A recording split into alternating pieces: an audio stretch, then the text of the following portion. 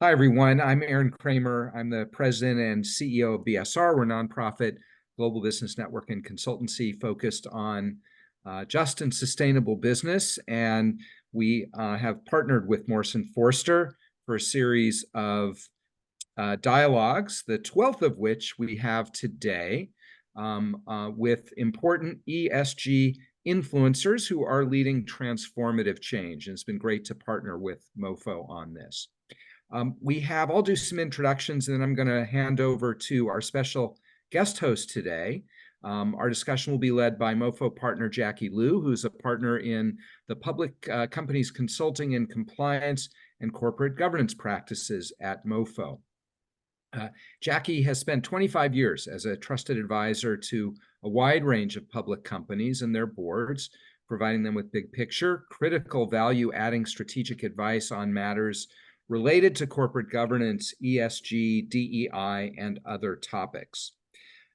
Our guest speakers today, and we're going to be talking about a subject that is on everybody's minds. This is absolutely the top subject we hear about from our 300 plus member companies, is changing sets of rules about reporting and disclosure, certainly as it relates to climate, but also on a whole range of other ESG related issues.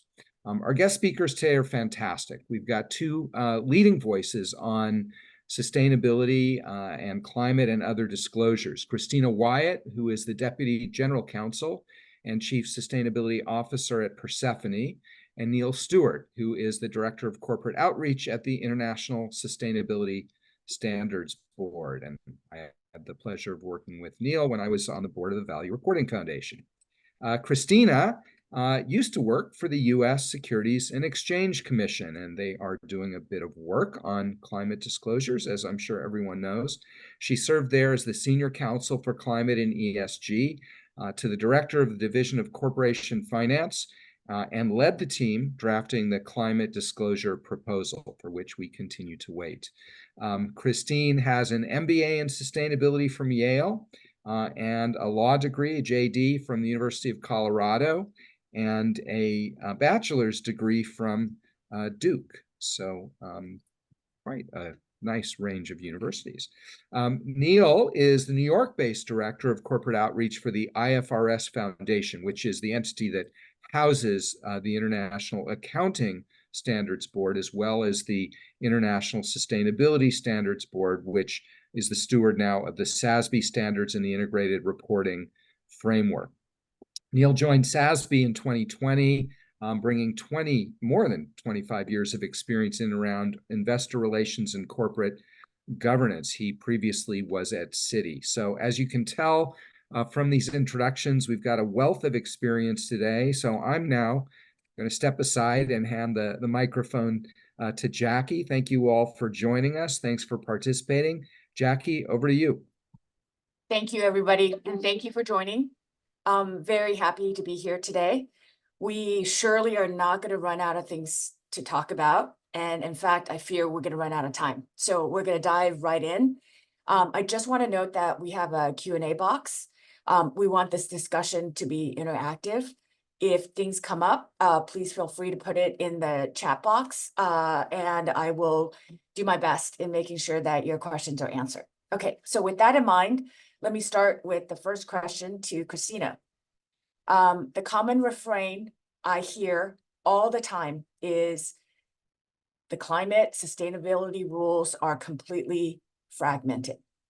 It is very daunting for companies trying to figure out how to comply. So maybe it would be great if you can start us off with where are we coming from and what is the state of the play right now? Sure, I'm happy to. And Jackie, Aaron, thank you so much for having me. It's really an honor and a pleasure. And anytime I get to interact with Neil, I'm always happy to as well. So fragmentation, yes, it seems as though we're in a very fragmented environment. But in point of fact, I would make the argument that, in fact, the sustainability reporting landscape is actually a lot less fragmented than it had been even just a couple of years ago. at that point, before the ISSB was founded, we had this veritable alphabet soup that included CDP and CDSB, SASB, GRI, IIRC, and other acronyms. And now those are largely harmonized and consolidated under the ISSB, which is all to the good. We have fewer reporting frameworks to think about, and it's much clearer what the direction of travel is. And at least as to climate change disclosures, that direction of travel is fairly clearly to follow the Greenhouse Gas Protocol and the TCFD, the Task Force on Climate-Related Financial Disclosures. And the ISSB standards, the SEC proposal, the California laws that we'll talk about, the EU CSRD that we'll talk about, all of those follow these two frameworks, at least as to climate reporting. And that's good. It means that there's actually quite a bit less fragmentation than there had been some years ago, even only just a couple of years ago. So I think we're moving in the right direction. As to other sustainability topics, there's more work still to come on issues beyond climate change. But the fact that the ISSB exists to help to drive global standards is a gigantic step in the right direction. And the ISSB, I'm confident, will help to keep us sort of consolidated and on the right path and avoiding the fragmentation that we used to sort of suffer from. That's great to hear, right? Especially for companies that are multinational and they're trying to make sense of the state, the federal, and European laws. So if you think that the Greenhouse Emission Protocol and TCFD are the foundational rules to understand, maybe you can help us and give us some overviews on what those two mean. Sure. Just in a nutshell, the Greenhouse Gas Protocol is essentially the accounting standard that defines how you account for your greenhouse gas emissions. It's the thing that created the now well-known concepts of scopes 1, 2, and 3 emissions, scope 1 being your direct emissions, scope 2 being the emissions associated with the generation of power that you might purchase for your operations, and then scope 3 being your full value chain emissions. All of that derives from the Greenhouse Gas Protocol, and that's one foundational framework that is embedded within all of these different regulatory standards, laws, and regulations. The other, the Task Force on Climate-Related Financial Disclosures, or TCFD, is a framework that helps companies to think about how climate-related issues might manifest as financial risk for the company. And the TCFD framework has 4 foundational pillars that it draws on, and that all of these different standards and regulations and laws also have incorporated. And those are governance, strategy, risk management, and metrics and targets. So we have a pretty good architecture for thinking about climate-related financial risks in the Greenhouse Gas Protocol and the TCFD together. Sounds good. And so, Neil, I will turn to you, because Kristina was talking about rules that have been implemented, right? And so let's talk a little bit about the foundation that you're associated with and the rules that are proposed by your organization, and maybe give us an overview, and then also talk about what those rules mean. Good.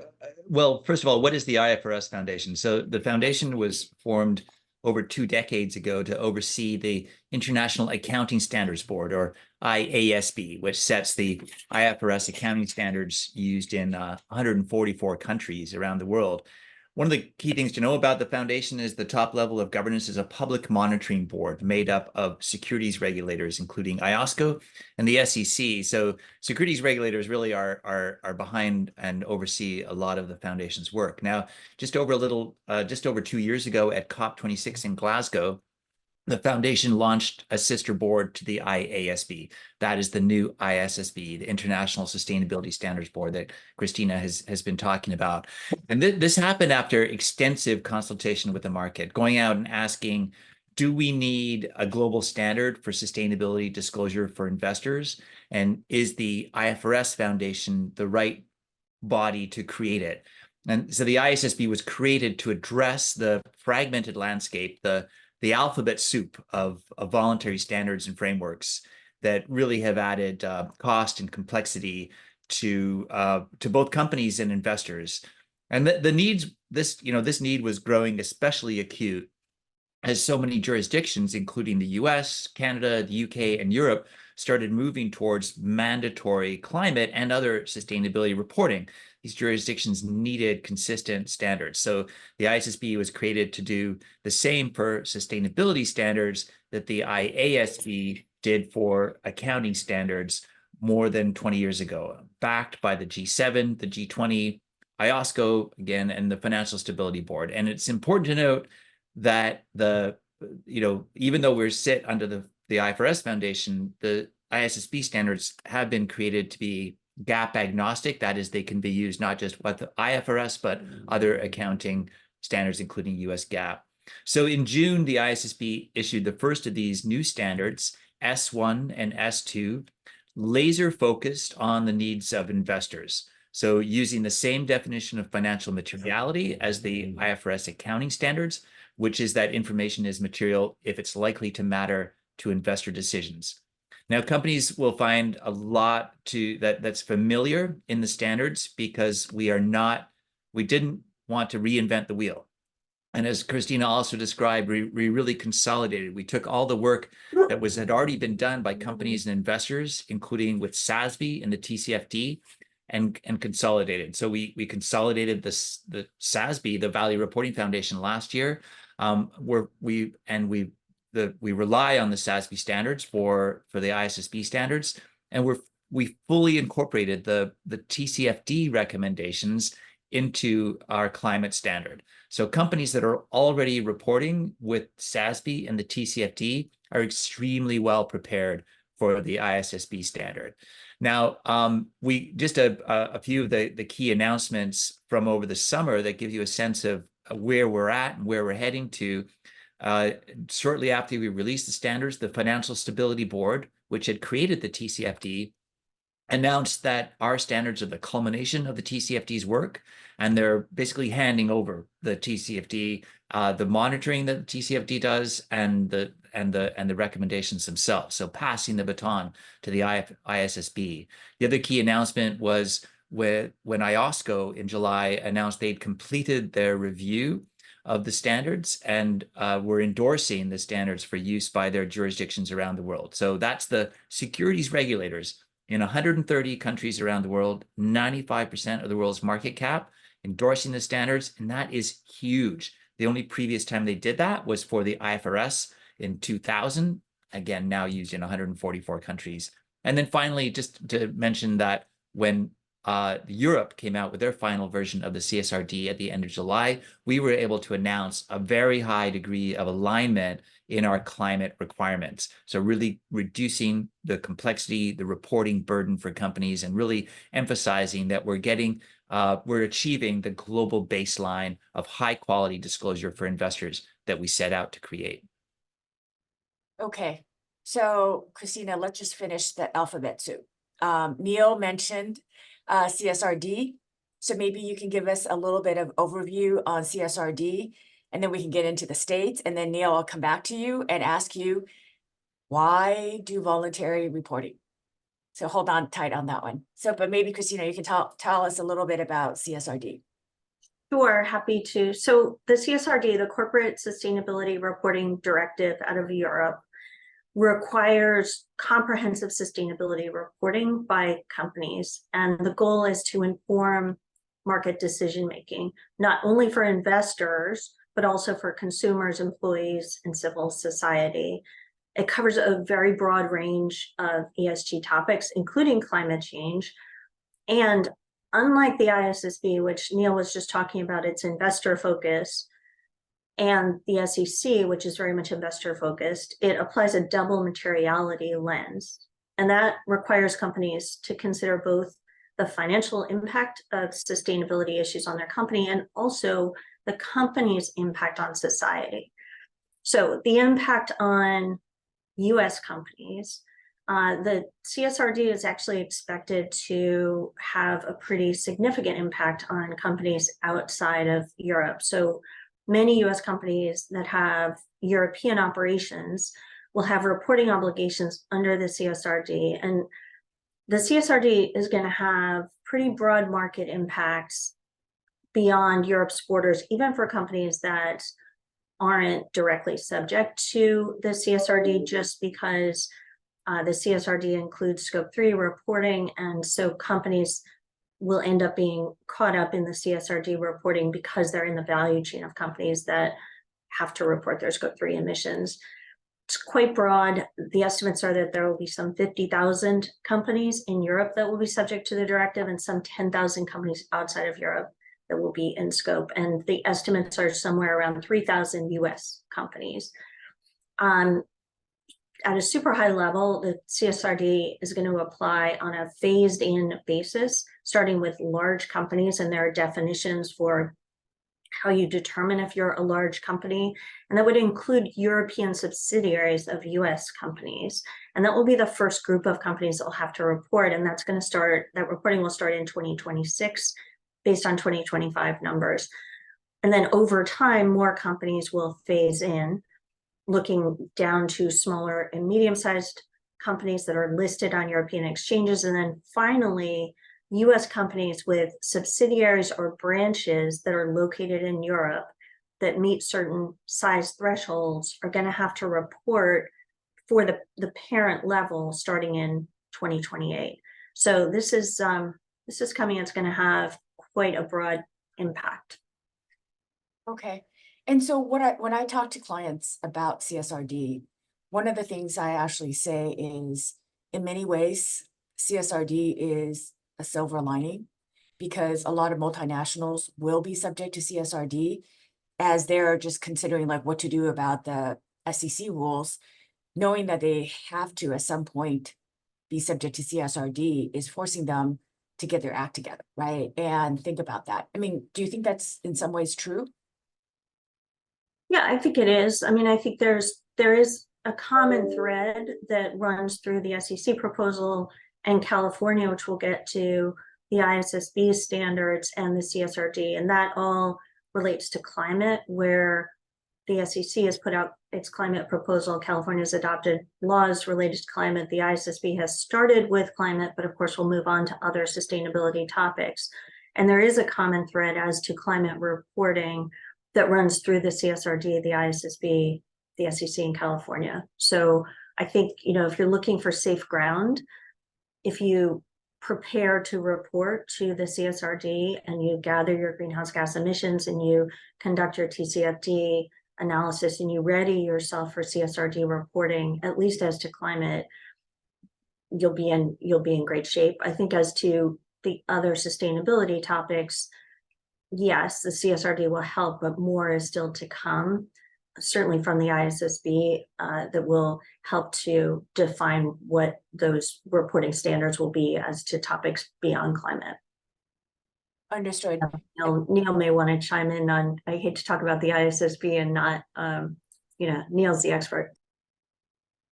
One point there, the ISSB set out to do climate first, but not climate only, and even from day one. So although S2 is specific climate requirements, S1 really provides the foundation, the framework for companies to report on their sustainability related risks and opportunities, whatever those might be for their business model and for their industry, and then to determine what is the material information that investors need to know about those risks and opportunities. So less companies think that they're still in a holding pattern waiting for example, human capital or biodiversity or human rights or cybersecurity, whatever the topic might be that affects their company. The framework is ready for them to start reporting from day one, and including with reference to the SASB standards. So in fact, the requirement is in the ISSB standards for companies to consider the SASB industry standards, which is a really valuable tool in surfacing the most important information for investors, the most decision useful information, but also making it manageable, efficient for companies by having this subset of topics ready to go. Okay, so one thing I wanted the audience to take away on the CSRD, and then and Neil will talk about the voluntary rules, is one is just because you're a US company, don't think that CSRD will not apply to you. And then two, I think as you are thinking about the SEC rules, I think it's important to note that CSRD is double materiality, whereas based on the proposed SEC rules, it is single materiality. And maybe Kristina or Neil, I think that's important. And I don't know if everyone understands the difference between single and double materiality. And maybe either one of you guys, would you like to explain? Well, I'll jump in with an interesting perspective because I was talking to an issuer just this week who is they're doing over the next few months, they're doing their double materiality assessment for Europe. A lot of companies are currently engaged in this, right? It's particularly because so many have to actually start with the coming reporting year. So they're doing the double materiality assessment. They're assessing what is financially material and then what is material from an impact assessment point of view. And what's really great is that just over the summer, Europe actually switched to using the same definition of financial materiality that we do, that the ISSB does. It's the definition from IFRS accounting standards. Again, it's what matters to investors. So by having this shared understanding of financial materiality, that double materiality assessment starts to look a lot clearer. They can assess what is financially material to investors, what is beyond that in terms of impact materiality, and they already have the subset, as the overlap with the ISSB ready to go. So that's just a little bit of a sense from a materiality assessment point of view, what it means to do double materiality assessment. Okay. I mean, in the short of it, I think for most US companies, they only think about the impact, right, to the company. Whereas double materialities is whatever that you do impact, everyone around you that do business, right? So I think this is a hard concept for everyone to grasp, partly because if you are under the US regime, you only think about, sadly, yourself. How does, what's the impact to the company? So I think that's important for companies to know that in many ways, this is coming down the pipeline, the concept of double materiality. So Neil, let's park California for 1 second, because you mentioned a lot of the benefits of understanding the voluntary regime. So with that in mind, maybe tell us about your thoughts on that. Like why even think, with all the rules that the companies, are mandatory and they have to comply with in the various jurisdictions, others are like S1 and S2 are voluntary. So why should company, prepare for voluntary rules? Sure, and I think specifically we're thinking here of U.S. companies or other jurisdictions where the ISSB standards are not moving towards being mandatory. It's important to note that the ISSB standards were created. One of the biggest reasons is to help jurisdictions implement mandatory disclosure, and that's why we see a tremendous momentum around the world, especially with the IOSCO endorsement. We see a lot of momentum with jurisdictions moving to bring the ISSB standards into their mandatory reporting regimes. So just recently, really important announcements by Brazil, by Turkey, other key jurisdictions that are on the path include the UK, Japan, Canada, Australia, Singapore, Hong Kong, Mexico, and so on. So extremely important capital markets, also extremely important US trading partners, right? So that's on the mandatory reporting side, and the ISSB the momentum is tremendous there.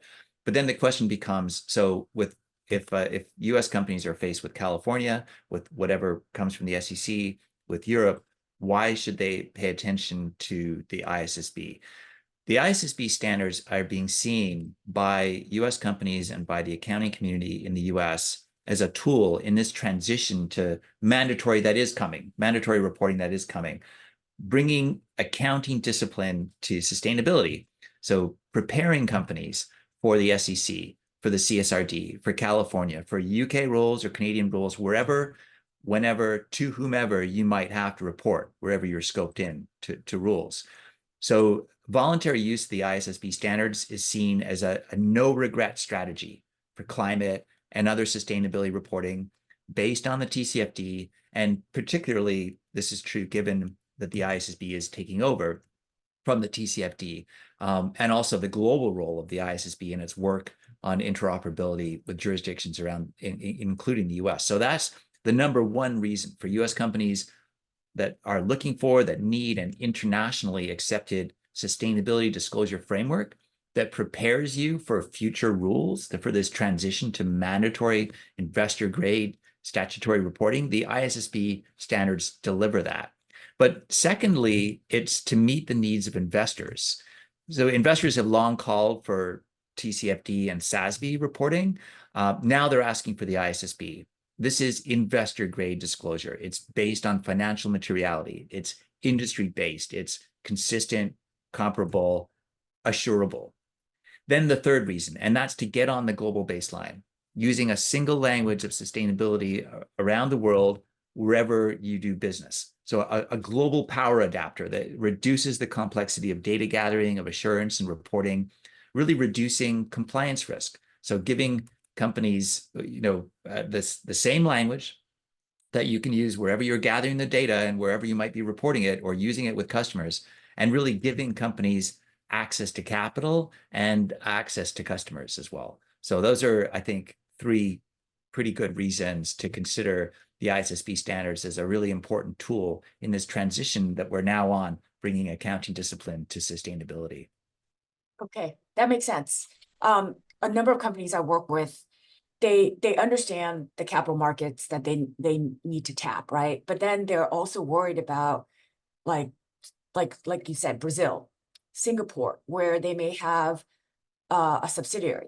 And as they're looking at the rules, some of the rules don't even go to the materiality of the subsidiary, how much business they do, their touch points within the country. And a number of them are scared that they would be stuck with doing, a US regime, a European regime, and then all these smaller countries where they have a touch point through a subsidiary. And based on what you said, Neil, it sounds like if there is a no regret kind of a regime where they understand that systems that you are outlining, there will be much ahead when these countries actually come live with their rules, because it's very nascent right now for a number of these countries.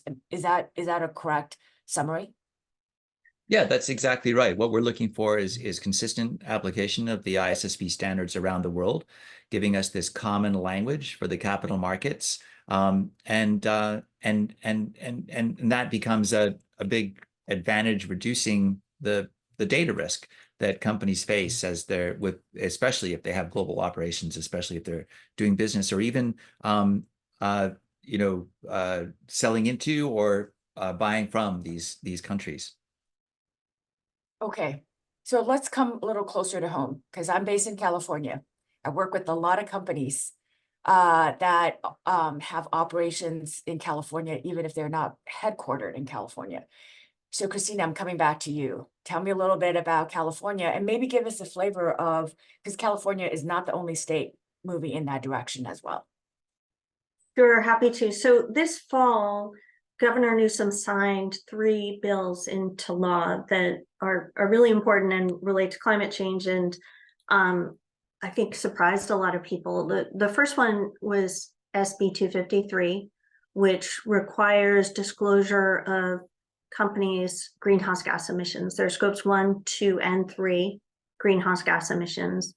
And it applies to companies, public and private, that are US based, that do business in California, and that have $1 billion or more in revenue. Pretty wide ranging. The estimates are that it will apply to some 5,400 companies. So it's going to have a pretty broad impact. Again, it looks back to the Greenhouse Gas Protocol, one of those 2 foundational frameworks to help define what needs to be disclosed. Those numbers are to answer the question in the Q&A. There was a question about addressing garbage in, garbage out, and the question specifically is, do the rules impose obligations on companies to audit their disclosures to ensure accuracy? And California does have an assurance requirement. So initially, the scope 1 and 2 disclosures would be subject to limited assurance and then reasonable assurance shortly thereafter. And then after a little phase-in period, scope 3 will be subject to limited assurance. So yes, there is an assurance provision that applies to the California disclosure laws, and the SEC proposal also includes assurance over scopes 1 and 2. So to answer that question in the chat, the second of the 3 California laws that just passed is SB 261, which is basically the TCFD piece of the equation. So it asks companies to disclose their climate-related financial risks and what they're doing about those risks. And then the third one relates to the use of carbon credits. So it requires companies that are either selling or purchasing carbon offsets in the voluntary carbon markets in California, or that have made claims about having achieved net zero or similar claims, to back up that information with information about the carbon credits that they're using, and to publicly disclose information about those carbon credits. So that's just in a nutshell, those 3 bills have been signed into law and are coming fast down the pike. In fact, the third of those, AB 1305, will come into effect January of 2024. So it's coming fast and furious. And I think there are a lot of unknowns, right? Because they didn't specify what it means to be doing business in California. All we know is it doesn't mean that you have to be headquartered in California, right? That they were very clear on that. But what it means to do business, like what's your touch point? I think, Kristina, you mentioned looking at how tax, think about it, like think about how, whether or not you're qualified to do business, whether or not some of the long arm statute of the California corporations law apply, all these things, right? But there's no specific guidance. Right. I mean, there's a lot of speculation as to what it will mean to do business in California. And there are some touch points, as you noted, that give some indication as to what might be the rules as to what it means to do business in California. But at the end of the day, the California Air Resources Board, CARB, is going to have to adopt implementing regulations that will hopefully provide some greater clarity around some of these questions, like what it means to do business in California. Okay, so more to come for the audience. Sorry, Neil, go ahead. One big advantage for preparers is that California is relying on what companies are already using, or what they may have to use, and depending on where they have to report. So the 261 says, as Kristina said, is basically TCFD, and they've said you can file a TCFD report, you could file an ISSB report, or you could file a jurisdictionally mandated or required climate report from another country. So, and this would be in the case of, for example, foreign companies with US incorporated business entities that doing business in California. So this is, and also allowing for parent level report. So not just your California operations. So I think this is this is a sign of California really getting on the TCFD structured or a global baseline that we're working toward, and it's a very important economy to be getting on that global baseline.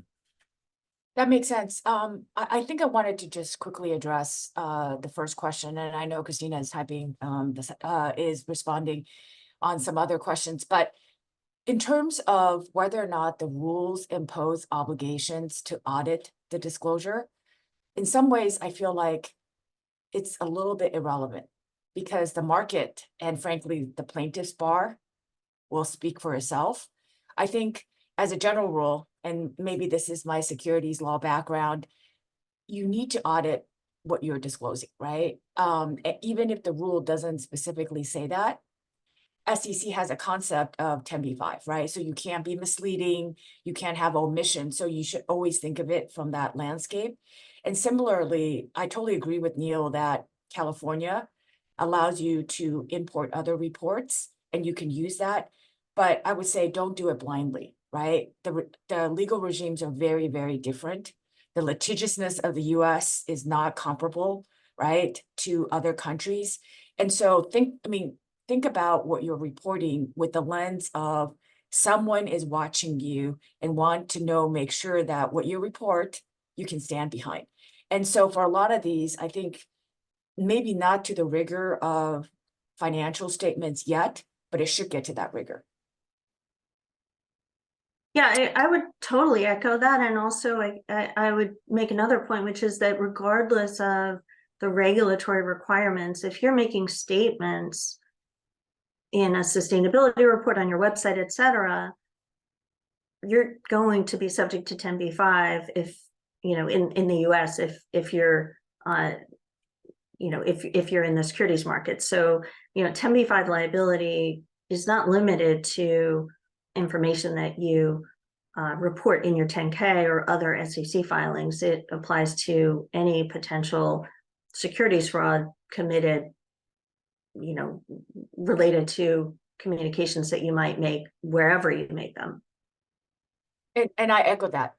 So for a lot of public companies, I would say, don't think that whatever you put in your sustainability report, even if you don't link it to your SEC reports, or if you like whatever you say on your website, like a lot of companies now have a sustainability tab, all those things, you have to look at it, the disclosure with rigor, have a legal department look at it, because it's not where, oh, if I don't file it with SEC, I mean, no one is that cavalier where they say, I can say whatever I want, but it just does not have the rigor a lot of times as SEC reporting or other regulatory reporting. And I think that's a huge mistake.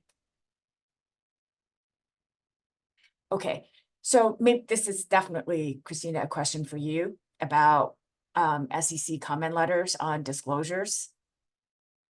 What are the trends on the SEC climate disclosures, and where do you think it's going to go?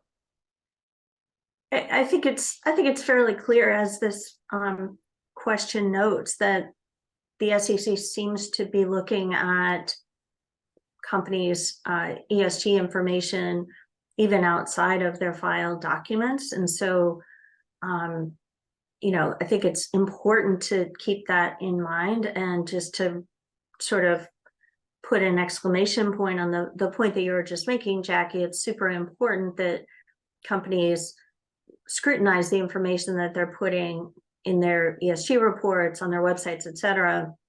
I would put it down to information governance. If you have a process for how you vet the information that you're going to file in your 10K, for example, I would apply the same process to information that you're putting on your website or putting in your ESG report. And, you know, I'm not at the SEC. I don't know what they're going to do, but I think that it's fairly likely that regardless of the final climate rule, that the examiners in the Division of Corporation Finance are likely to continue to be looking at ESG disclosures, both in filings and outside of filings, and issuing comments like the one that's referenced here with regard to Oracle.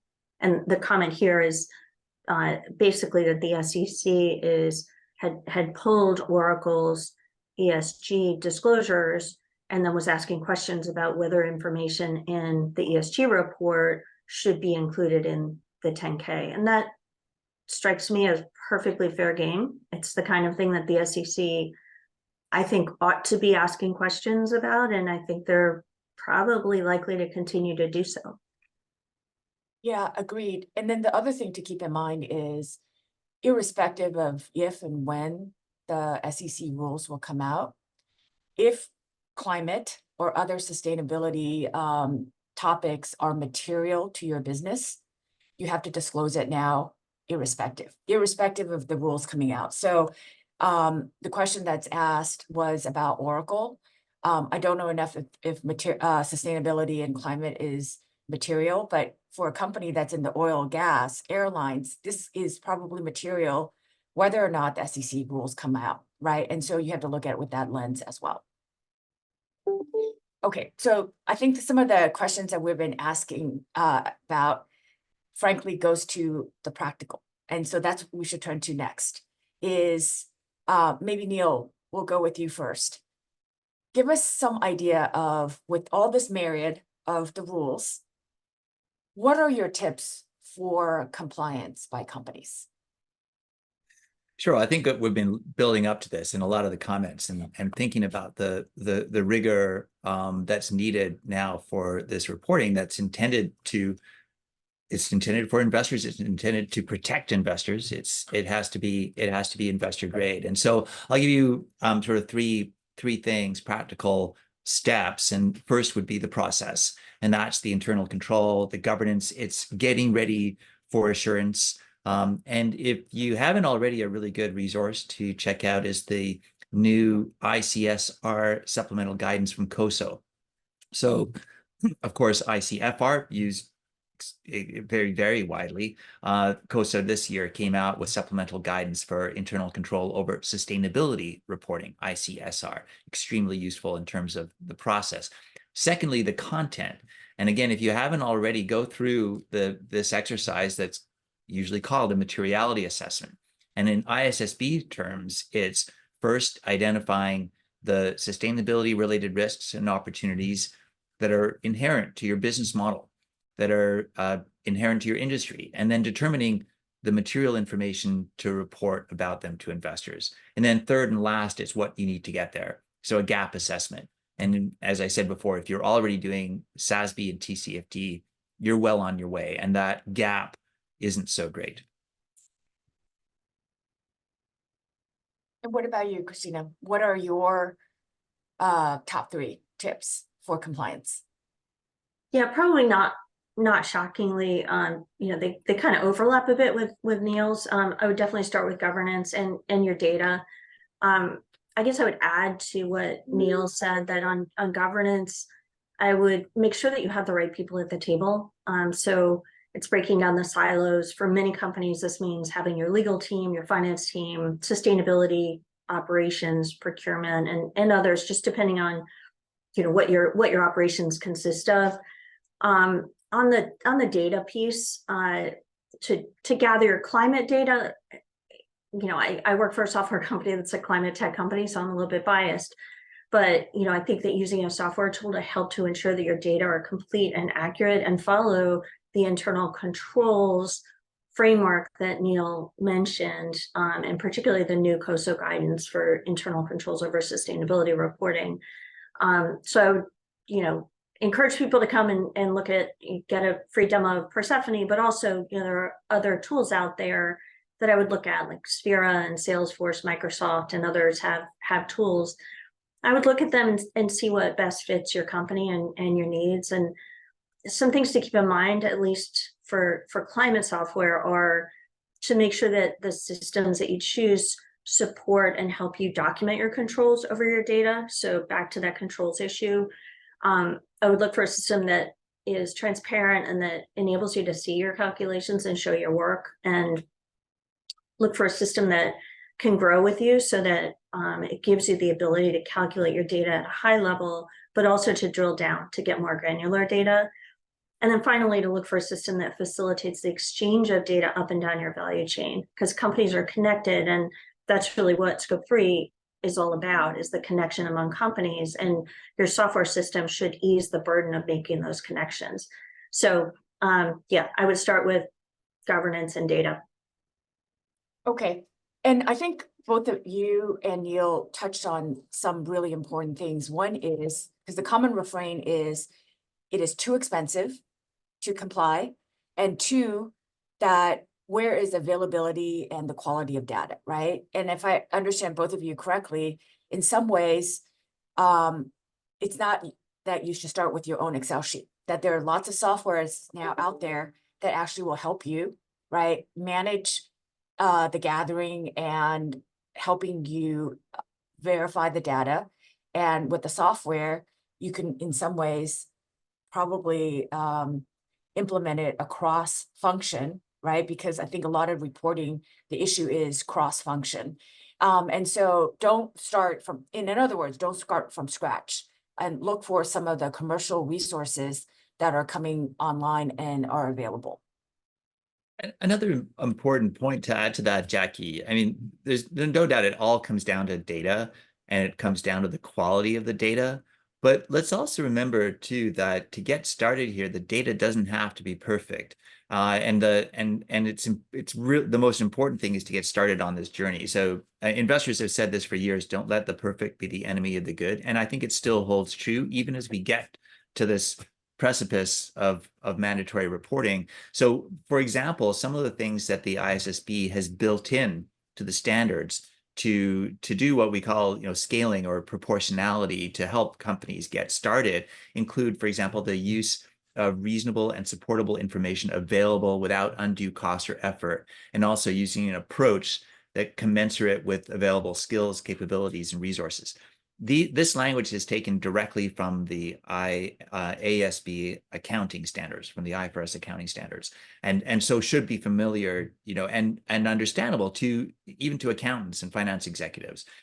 The other thing too, especially when you get into scope 3 emissions, and really acknowledging absolutely that we're not yet at the availability or the quality of data needed. No doubt the software tools like Persefoni incredibly helpful and useful, but there is also it's important for companies to be able to use estimations, to be able to use secondary data that for example, just using industry averages to calculate, to use less granular data that maybe they want to get to eventually.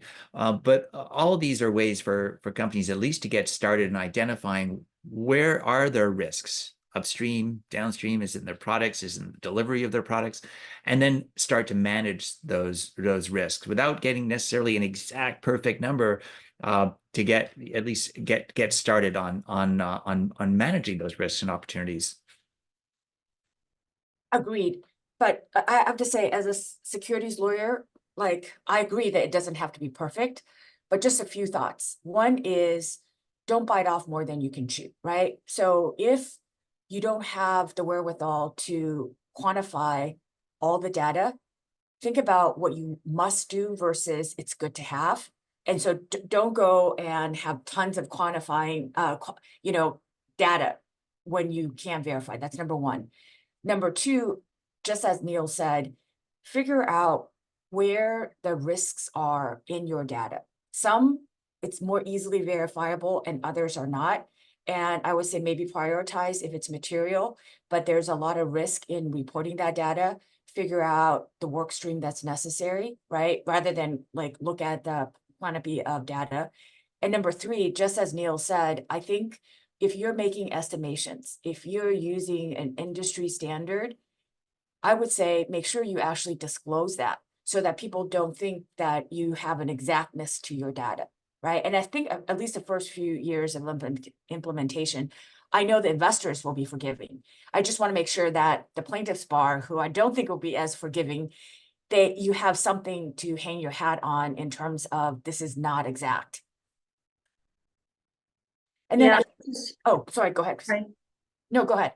I would just echo that and say, this is why it's so important that you use systems that enable you to show your work. Because if you're using estimates, or if you're using emission factors for, multiplied by actual reported data, you want to be able to show how you derived your numbers. And then also just circling back and putting a finer point on something that Neil said, I think of it as you start with scaffolding, and that gives you a sense of where your risks are. So you have a full picture of your emissions, but some of that will be at a very high level. It may be based on industry averages. It's less burdensome to calculate your emissions in that way. It's perfectly acceptable within the greenhouse gas protocol. And that's a good starting point. And then over time, you can work toward getting more granular actual reported data in the areas where it makes the most sense for your business.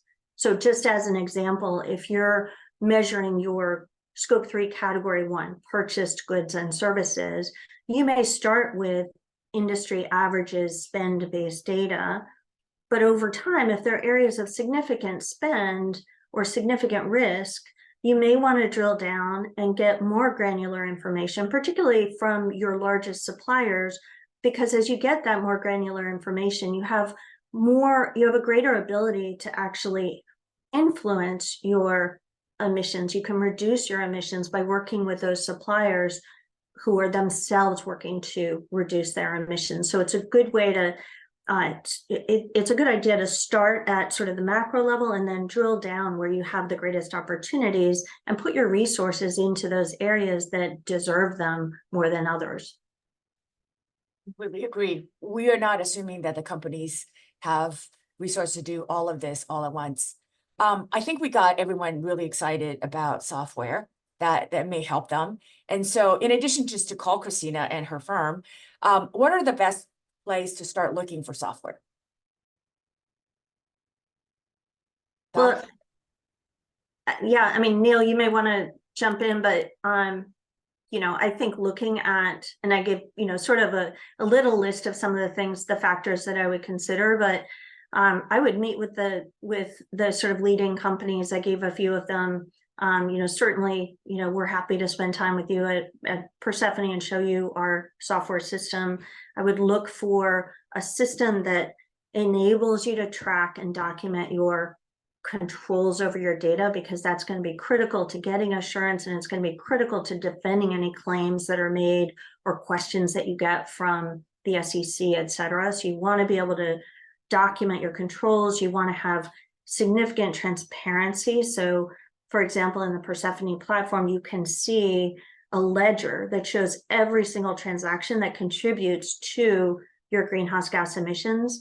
You want to look for a system that gives you that level of granularity and transparency, as opposed to the opposite, which is sort of a black box system where someone just kind of, goes off and comes up with numbers for you. You want to own that, and you want to be able to see that data, use it to defend yourself, and also use it for your own business management. Because at the end of the day, it's not really just about coming up with a number. It's about coming up with numbers that help inform your business decision making and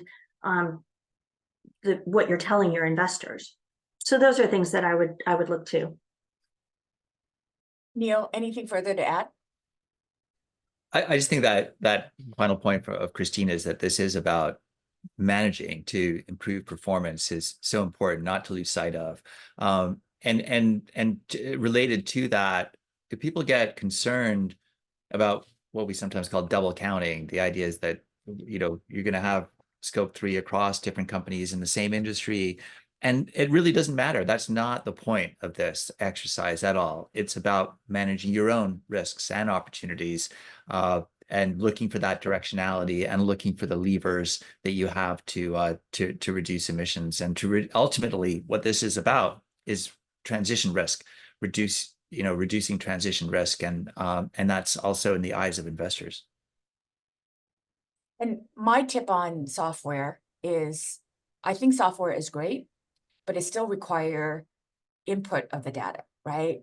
And I think once you have the software, what I find from talking to some companies is you need like a project manager and someone with some sway in the organization that can go to all the different departments who need to put in the data and get them to put in the data, right? Because what I see is exactly what Kristina, you said earlier about silos.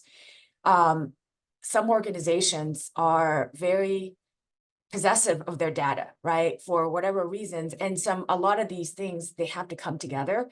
And so in addition to having the resources now available with software and some of the other commercial products, I still think you need a champion within the organization to actually cross-functionally get everything together.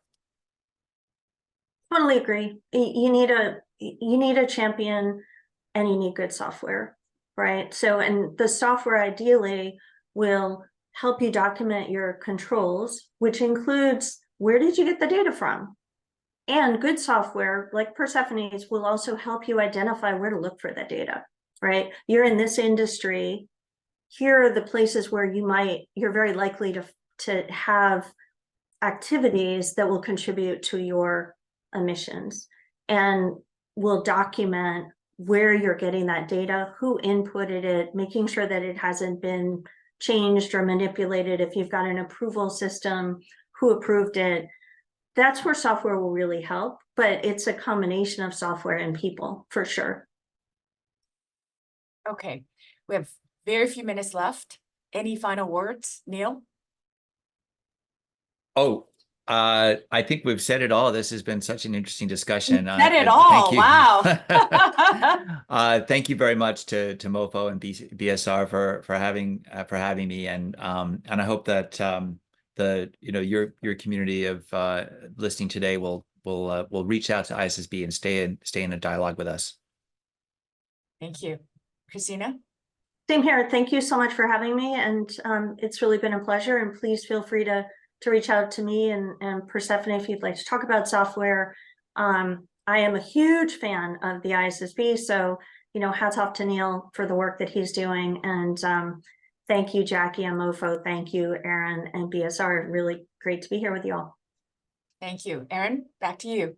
Great. Thank you, Neil, Kristina, Jackie. Great discussion. Really interesting on a topic that we are all working through. I think the sentiment that things are much less fragmented than they used to be is an important message to hold on to. We have a distance to travel, but a ton of progress has been made. So thanks to the ISSB and to Persefoni and so on for helping to make that happen. Thanks to all of you for joining us. Have great holidays. We will be back soon in the new year, early in the new year, with word about our next episode. So enjoy the break. The world will not be sustainable as of January 1st, so we will all have more work to do.